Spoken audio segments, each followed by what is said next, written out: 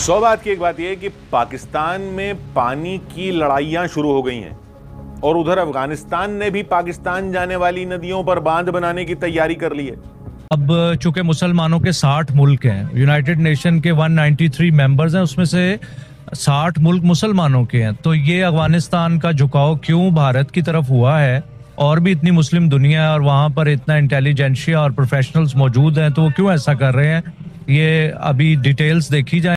अफगानिस्तान में तालिबान ने देश की नदियों और नहरों के पानी को अपने नागरिकों की जरूरतों के लिए रोकने की योजना पर अमल तेज कर दिया है और तालिबान के इसी कदम के चलते अब पाकिस्तान की टेंशन बढ़ गई है। पाकिस्तान के साथ साथ पड़ोसी देश जैसे ईरान और मध्य एशिया के राष्ट्रों की चिंता भी बढ़ गई है, जो दशकों से अफगान जल संसाधन पर निर्भर रहे हैं। वही तो कह रहे हैं ना कि वो अफगानिस्तान वाले क्यों ये चाहते हैं, उनकी हमारी और उनकी सरहद तो एक ही है ना अफगानिस्तान की, तो वो हमारे क्यों नहीं लेके जा सकते?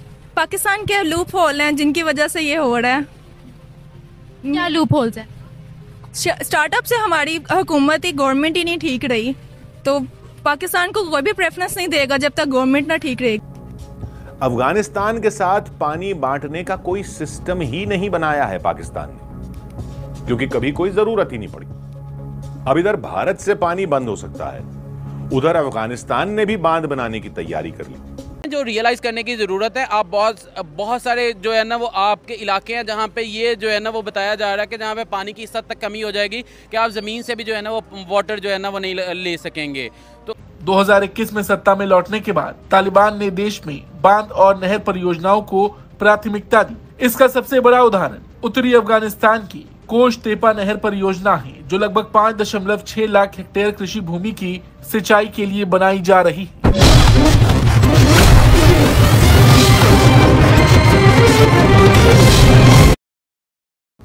और उधर अफगानिस्तान ने भी पाकिस्तान जाने वाली नदियों पर बांध बनाने की तैयारी कर ली है। तो पहले तो वहां से कौन सी नदियां पाकिस्तान आ रही? वहां से पाकिस्तान में 9 नदियां आती, 9। सिंधु जैसी बड़ी तो नहीं है, लेकिन फिर भी नदियां तो हैं। ये नदियां अफगानिस्तान के हिंदू कुश पहाड़ों से निकलती हैं और पाकिस्तान में बहती हैं। सबसे बड़ी है काबुल। काबुल एक नदी का नाम भी है। ये अफगानिस्तान के काबुल और जलालाबाद से होकर बहती है और पाकिस्तान के खैबर पख्तूनख्वा के पास सिंधु नदी में मिलती है। यानी मिलती ये भी सिंधु में ही है।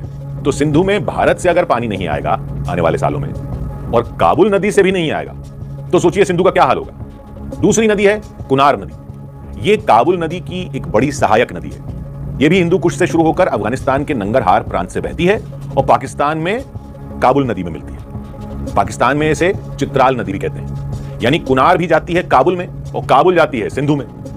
फिर है कुर्रम नदी। यह अफगानिस्तान के परवान प्रांत से निकलती है और पाकिस्तान के कुर्रम एजेंसी में बहती है और फिर सिंधु नदी में मिलती है। यानी यह भी सिंधु में ही आकर मिलती है। फिर एक नदी है गोमल। यह नदी अफगानिस्तान के पक्तिका प्रांत से शुरू होती है और पाकिस्तान के दक्षिण वजीरिस्तान में बहती है और फिर यह भी सिंधु नदी में मिलती है। ये 4 ठीक ठाक बड़ी नदियां हैं, काबुल, कुनार, कुर्रम और गोमल। बाकी 5 छोटी नदियां हैं, पिशिनलौरा, कंधारकन, कादनाई, अब्दुल वहाब स्ट्रीम और कैसर नदी। ये ज्यादातर बलूचिस्तान में बहती है और लोकल लेवल पर वहां पानी देती है। लेकिन जो बड़ी 4 है वो सिंधु में आकर मिलती है और पाकिस्तान की 80% खेती सिंधु नदी पर निर्भर है, 80%। भारत से आने वाली 5 और ये अफगानिस्तान से आने वाली 4 नदियां सिंधु में मिलकर उन खेतों को पानी देती हैं जिनमें पाकिस्तान का धान, गेहूं, कपास और गन्ने जैसी फसलें उगती हैं। ये पाकिस्तान की खाद्य सुरक्षा के लिए जरूरी है। इसके अलावा इन नदियों पर पाकिस्तान ने बांध बना रखे हैं, जैसे काबुल नदी पर वारसक बांध है। पाकिस्तान की बिजली का बड़ा हिस्सा इनसे आता है। ये नदियां शहरों और गांवों को पीने का पानी भी देती हैं। खेती और बिजली से पाकिस्तान की अर्थव्यवस्था चलती है। अगर पानी कम हो, फसलें कम होंगी, बिजली की कटौती बढ़ेगी तो महंगाई और बढ़ सकती है। वहां पर काबुल नदी खैबर पख्तूनख्वा में प्रवेश करती है और पेशावर और नौशेरा जैसे इलाकों से होकर अटक के पास सिंधु नदी में मिलती है। पेशावर और आसपास के गांवों के किसान धान और गेहूं उगाते हैं। वारसक बांध से बिजली पूरे खैबर पख्तूनख्वा को मिलती है। पेशावर जैसे शहरों को पीने का पानी भी यहीं से मिलता है। कुनार नदी खैबर पख्तूनख्वा के चित्राल और बाजौर जैसे क्षेत्रों से बहती है और काबुल नदी में मिलती है। तो चित्राल और बाजौर के किसान फल, सब्जियां और अनाज उगाते हैं। वहां के लोग पीने के पानी के लिए भी इस पर निर्भर हैं। कुर्रम नदी खैबर पख्तूनख्वा की कुर्रम एजेंसी में बहती है और बन्नू के पास सिंधु नदी में मिलती है। कुर्रम के कबायली इलाकों के किसान और वहां के लोग खेती और पीने के पानी के लिए इस नदी पर निर्भर हैं।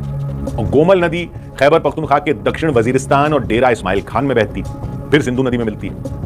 बाकी जो पिशिन लोरा, कंधारकंद और अन्य नदियां हैं वो बलूचिस्तान के क्वेटा और चमन जैसे क्षेत्रों में बहती हैं। बलूचिस्तान के गांवों और कस्बों के लोग खेती और पशुपालन के लिए इन पर निर्भर हैं। तो खैबर पख्तूनख्वा और बलूचिस्तान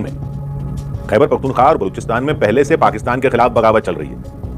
ऊपर से वहां जो पानी आ रहा है उसको रोककर अफगानिस्तान खुद इस्तेमाल करने की बात कर रहा है। अफगानिस्तान और पाकिस्तान के बीच पानी के बंटवारे का कोई औपचारिक समझौता नहीं है।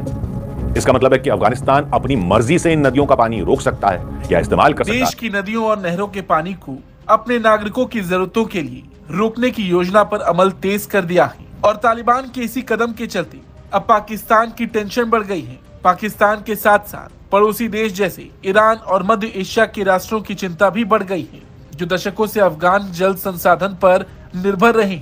पानी के संघर्ष ने अब क्षेत्रीय तनाव को और भी जटिल बना दिया है। 2021 में सत्ता में लौटने के बाद तालिबान ने देश में बांध और नहर परियोजनाओं को प्राथमिकता दी। इसका सबसे बड़ा उदाहरण उत्तरी अफगानिस्तान की कोश तेपा नहर परियोजना है, जो लगभग 5.6 लाख हेक्टेयर कृषि भूमि की सिंचाई के लिए बनाई जा रही है। विशेषज्ञों के अनुसार ये नहर अमू दरिया के जल प्रवाह को करीब 21% मोड़ सकती है, जो उज्बेकिस्तान, तुर्कमेनिस्तान और कजाकिस्तान के लिए जीवन रेखा मानी जाती है। ये परियोजना पहले से ही सिमटती अरल सागर को और संकट में डाल सकती है। दूसरी ओर तालिबान का दावा है कि देश को खेती और जीवन व्यापन के लिए पानी की सख्त जरूरत है, जबकि पड़ोसी देशों का आरोप है कि ये कदम क्षेत्रीय स्थिरता के लिए खतरा बन सकता है। वहीं अफगानिस्तान और ईरान के बीच हेलमंद नदी पर 1973 में एक जल बंटवारा संधि हुई थी, लेकिन ईरान का आरोप है कि अफगानिस्तान ने कभी इसका पूरी तरह पालन नहीं किया। कह रहे ना कि वो अफगानिस्तान वाले क्यों ये चाहते हैं, उनकी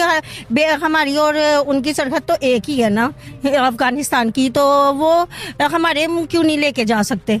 जब वो अफगानिस्तान में जंग हुई थी, ये तालिबान सारे इधर हमारे पाकिस्तान में आगे इन्होंने अपना ली है। इंडिया में भी गए थे, हमसे ज्यादा गए थे। हाँ, तो यही है ना, तो हमारे मुल्क में होना चाहिए, हमारे उन्हें पाकिस्तान को लेने चाहिए। इंडिया जो पाकिस्तान से ज्यादा बेहतर है इकोनॉमी में भी और बाकी सब चीजों में भी, उसकी फील्ड्स ज्यादा वाइड हैं बाकी पाकिस्तान की बनिस्बत, इसलिए maybe they are good for Pakistan. They are good for भी फरीजा तो कॉमन सेंस तो यही कहती है कि वो हमारे मुसलमान भाई हैं, अगर हमारे पास 2 रोटी है तो हम एक खा लें, एक उसको दें। अब चूंकि मुसलमानों के 60 मुल्क हैं, यूनाइटेड नेशन के 193 मेंबर्स हैं, उसमें से 60 मुल्क मुसलमानों के हैं, तो ये अफगानिस्तान का झुकाव क्यों भारत की तरफ हुआ है, और भी इतनी मुस्लिम दुनिया है और वहाँ पर इतना इंटेलिजेंशिया और प्रोफेशनल्स मौजूद हैं, तो वो क्यों ऐसा कर रहे हैं, ये अभी डिटेल्स देखी जाए। और दूसरा ये है कि वहाँ तो तालिबान की गवर्नमेंट है,